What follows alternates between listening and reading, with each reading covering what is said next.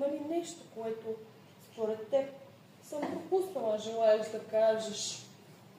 Някакъв въпрос интересен, който би бил интересен и за нашите зрители. Имаш пълното медийно пространство да го кажеш. Ама аз 50 години съм ясновидка, 52 години, така че всички ме знаят. Няма какво да говоря за себе си.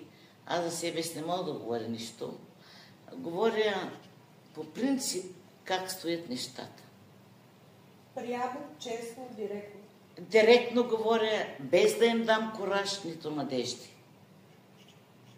Защото кораж, надежди не давам. Надеждата е, както казах, тя е последната възможност. Кораж никога. А вярата не умира.